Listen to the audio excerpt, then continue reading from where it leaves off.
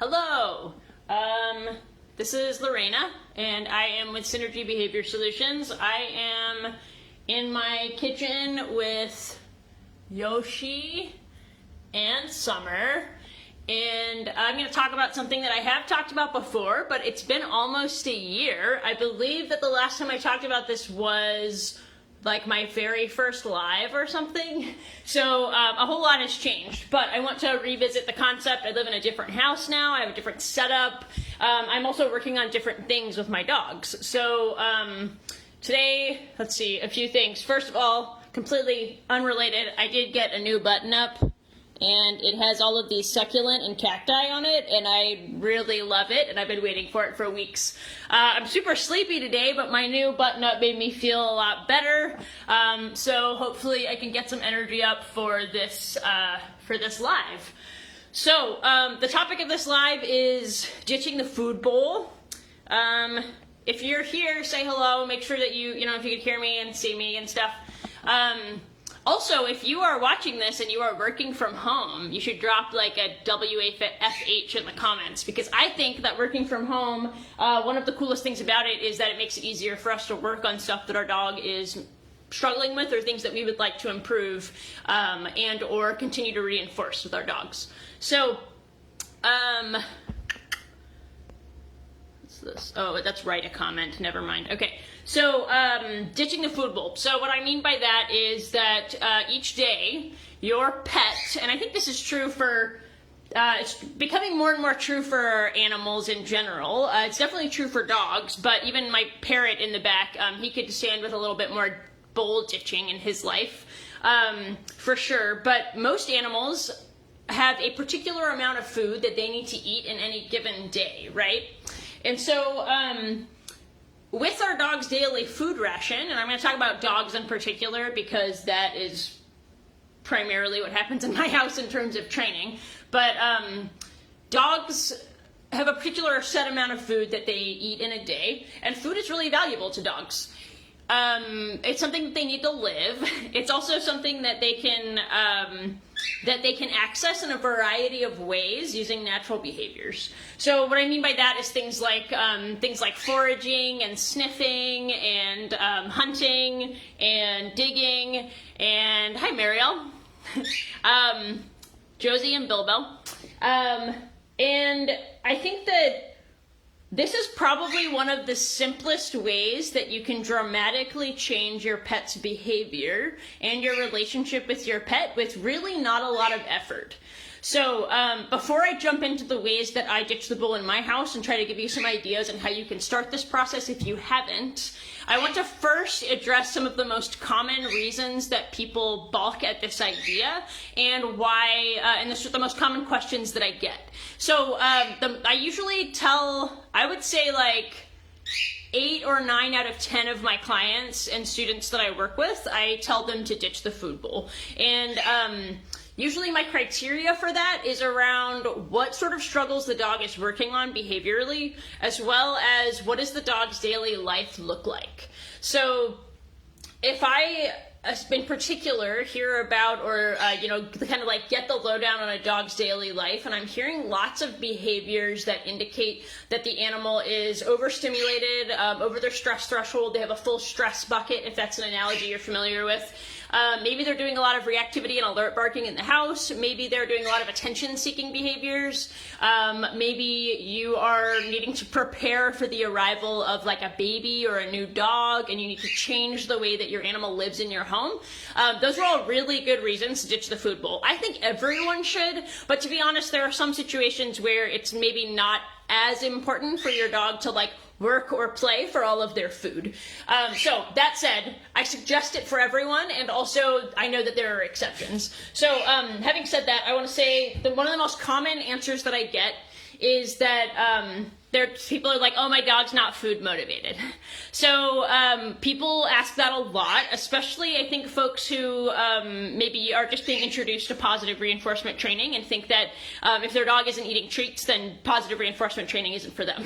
So there's a lot of reasons for a dog to not seem super excited about their food, but interestingly enough, one of the most common reasons that I find is that they don't have a lot of value for their food because it is just freely handed to them, and maybe even sitting in a bowl all day. So free feeding your dog is probably it's not super great for their systems in terms of like the way that a dog's digestive system works, but also it makes the food really not super special. They're just like, it's just there, right? So they can pick on it throughout the day. They might even seem like picky eaters because they're being free fed. So often I find that dogs that seem picky or don't have a strong appetite, as long as we have resolved any potential medical issues or medical reasons for that, which definitely should be addressed, because every single dog is food motivated because they need food to live. So if your dog doesn't eat their food or seems to have a picky appetite, is skinny, whatever, you should maybe talk about diagnostics with your vet. But anyway, if all of that has been covered and you're like, my dog still doesn't really seem that stoked on their food, I find that people who go along with my recommendations and just buy in and ditch the food bowl, their dog's value for the food increases a lot, till eventually most of my clients can start working and training with their kibble.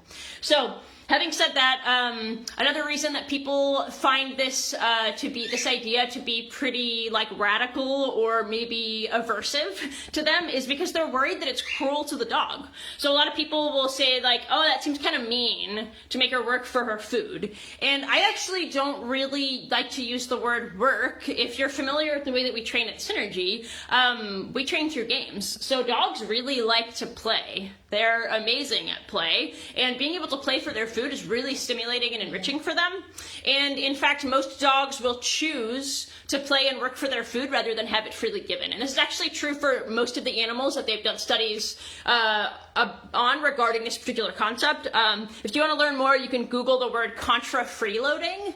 Somebody can drop that in the comments if you know that word, contra freeloading. It actually turns out that most animals feel that way. Cats also. So we have a sort of resident cat trainer, and sometimes she does lives about how to ditch the bowl for your cat, especially to encourage some of those natural behaviors like hunting and seeking and sniffing and the exciting discovery of the food in whatever location. So ditching the food bowl means that we measure out our dog's daily food ration in a particular container, and then we can pull from that to work with our dogs throughout the day. So there's a ton of different ways to do this, and it does not have to involve a lot of work. So normally when I do like a training session, or I recommend a training session, yeah, she's like, let's do something. Or when I recommend a training session, it's usually only like 3 minutes, 3 to 5 minutes max. And so what does that mean? That means that if I have a container of kibble or dog food, then I can just grab a handful, and that's going to be my whole training session. And so that doesn't mean that I use every single piece of food to train. Thank you, Bree. That just means that I have a lot available to me to do a variety of things with. So in my house in particular, I focus on a variety of concepts that I find to be really important. I want calmness. I want less or no reactivity and alert barking, especially to sounds outside, especially for this one here. He does a little bit of boofing, but he recovers pretty quickly. So does Yoshi these days, but that's only because I ditched the bowl and worked on it. So I want to work on calmness. I want to work on a little bit less alert barking. I want to work on this sort of thing where when I walk into a room, she is magnetized to a particular place. So she immediately goes to her boundary on almost in every single room in the house. And I did that by building value for it, was ditching the food bowl. So I probably do like, we train on walks. So my dogs got half of their breakfast this morning on their walk. And that doesn't mean I only use kibble on walks. My dogs would prefer to have higher value treats in more challenging environments. And both of my dogs have a history of leash reactivity. So I have discovered a couple brands of high value kibble which then like saves me money, that they find really high value. So I use specialty kibble outside, and then they just get their regular kibble indoors to work on whatever we're working on throughout the day. So I might take a break in between clients, grab a handful of dog food. I might work on like some stationing with her. I might work on like wrapping objects with him. I might just do some catch the kibble from across the room. In this room in particular, sorry buddy, I do a lot of hanging out over here where the cooking happens, and Yoshi stations on her boundary, and that's where she hangs out while I'm cooking and sometimes while I'm eating. So she continually earns kibble, like for dinner, piece by piece, on her boundary. So those are some things that I would work on actively in terms of ditching the food bowl. But now I want to talk about other ways that we can create really passive enrichment experiences and calming activities for our dogs. So one of the ways that my dogs almost always get some of their food during the day is through a variety of food puzzles and food toys. I have two shelves full of various ones. I really like snuffle mats and like activity mats. Both my dogs enjoy those. Somebody, I think Jessica, mentioned scatter feeding. Scatter feeding is like the easiest way to ditch the bowl, and it's super high value for the average dog. So especially Summer in particular, when I ditched the bowl, he was already 6 years old. He was super, super confused by it. Definitely thought I was insane, and now he loves it. And last night, for the first time, I got him to tear apart a box that I had taped shut, and he is not a tearing dog, but he finally figured it out, and that's huge. He's 10 years old, and he's still learning new things because we've ditched the food bowl. So Summer in particular loves scatter feeding, so I can take his entire meal if I'm feeling a little bit lazy or tired and I don't want to train. I can just throw it into my grassy backyard, and he will spend 45 minutes sniffing out every single piece of kibble, and then he will be very tired afterward. Now, having said that, I did have to teach him how to do this, so if you have a dog that's brand new to ditching the food bowl, don't hide all their food in the grass immediately. Start with a small amount and easy to spot, flat surface, like a hard surface, like your driveway or whatever, and then teach them to find each piece, and they'll get better and better at using their nose. So the other thing that I find to be really, really important is that ditching the food bowl is one of the easiest ways to solve a very common cause for some of the most obnoxious behavior struggles with dogs, and that is that the vast majority of dogs that I meet are not getting enough rest and calmness in order to empty their stress buckets, lower their stress hormone levels in their body, and recover from regular daily stressors. And by that I mean both good things and bad things. So that hour-long walk you took this morning, and then you wonder why your adolescent dog is still bouncing around and chewing on things and barking and being a menace to you, it's likely because the vast majority of dogs that I work with are overtired and overwired. So one of the things that I almost always recommend to my clients when I hear certain behaviors are happening throughout the day that indicate a dog that is chronically stressed is that I think that every single dog, and especially young dogs, should have at least one, if not more, long-term chew items per day. So both of my dogs get at least one frozen stuffed Kong. I'm gonna flip this around, there we go. At least one frozen stuffed Kong or Topple. Yeah, she's like, yes, please. In the evenings in particular. So I own probably 18 Kongs and Topples, and I just pack them all with canned dog food. And sometimes I might put a little coconut oil or salmon oil or something in there, but it's just wet dog food. It's fully nutritious. It's just part of their daily food ration. But for the average dog that eats kibble, canned dog food is pretty high value. So it's easy for them to earn half of their dinner at the end of the day when they've been sleeping all day because I've been rewarding calm behaviors with their food. Then when they start to get a little antsy, but I'm still working late, I can then give them their long-term chew, and they can take their 30 to 45 minutes for this stuffed frozen Kong. If you're just introducing Kongs to your dog, please make sure that you start easy and you don't freeze it just yet, and then you can make it more and more difficult. A fully stuffed frozen Kong is quite challenging and takes a lot of grit and perseverance for your dog, so we need to make sure we build those skills up, because a lot of dogs don't have the frustration tolerance and dedication to clear it all the way out until they've built that skill. Hashtag Kong prep goals.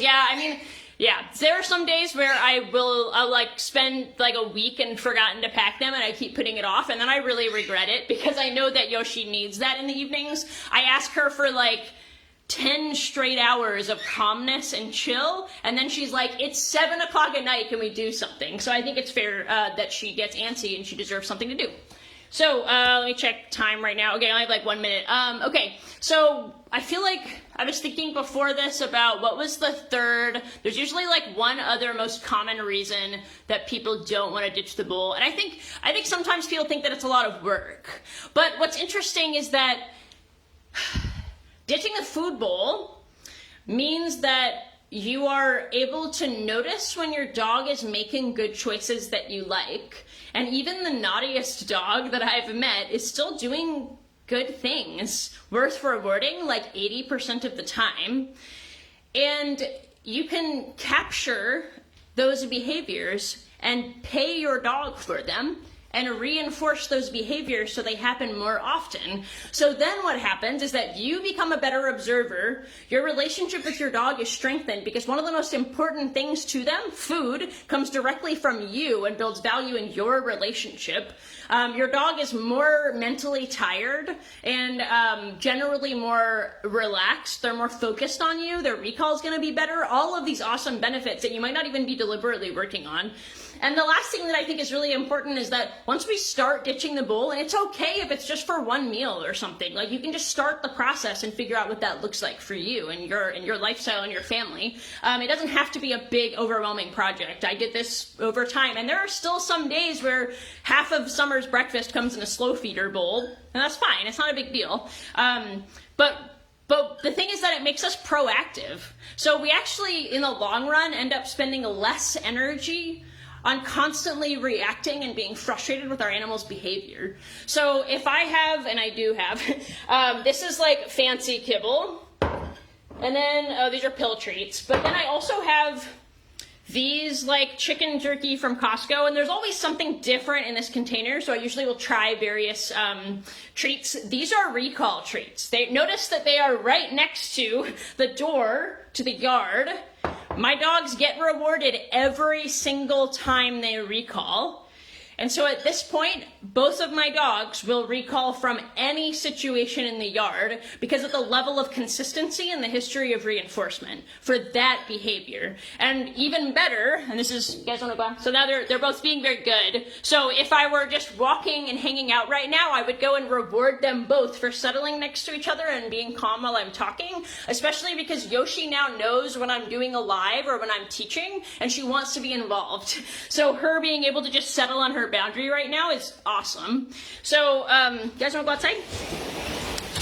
So, now they go out. I've got dogs behind me. I've got dogs to the left. And there's a lot of squirrels.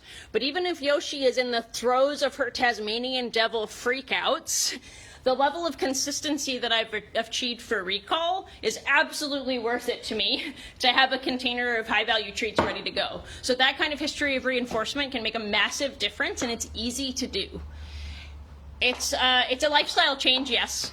If you have any ideas in terms of like things that worked for you when you started Ditch the Bowl, maybe you have a dog that was older when you started, please like feel free to tell that story. What does ditching the bowl look like in your house? In my house, it's definitely, my dogs actually eat the same amount of food, which is kind of weird, I guess, but Summer is a senior and he can easily gain weight. And even though Yoshi weighs 20 pounds less than him, she goes through food quickly, like in terms of metabolism, I guess. So they eat the same amount of food. So I actually just measure out, well, I used to. I measure out like a portion. Oop. Yes, that is Summer's face on there. Yoshi heard that happen and came in expecting her treat. So I used to measure out their food. I actually don't really anymore because I can just eyeball it. And I also can just check my dog's like body score and know that they're like healthy and happy. So I know I generally know how much they eat, but I know that like a Kong is about half of one of their meals. So then after they finish the Kong, then we can train for the other half, or I can do whatever with it.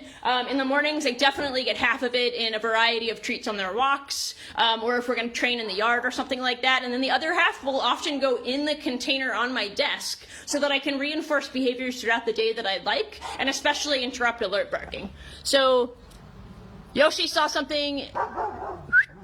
The neighbor dog is barking and my dogs ignored him, and I did just a very light whistle and they come running. And then, see if I can fix this, hang on. It's not on this cute little tripod thing. Here we go. And then they're going to both, so Yoshi knows to station on her boundary the moment she comes inside. And what's nice is that I've reinforced that enough that she will stay there while I go and take care of Summer. I have a gated community. He can go behind his gate. Her muzzle can come off and we can like carry on with our day. I see Virginia asked, what if someone doesn't work from home? I ditched the bowl when I was working full-time as a behavior specialist at a school, and I was teaching, I was coaching an after-school rock climbing team with kids, and I was also a volunteer firefighter with mandatory shifts. So yeah, you can be busy and it still works. So for some of my clients, they find that it's easier to ditch just one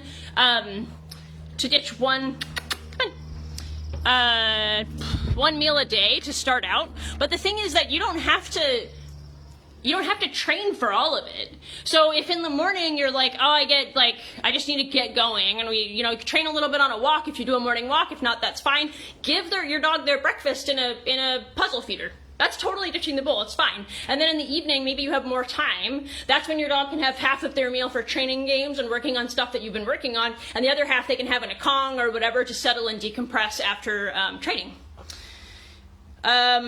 Mariel talks about a Furbo. I have a Furbo. Oh, now we're definitely over time. I always do this. I have a Furbo, and I do actually really like it. I like it because it gives me safety alerts, like if people enter my house and stuff. Oh my gosh, Yoshi is so stoked. This is like our first summer day. Look at this.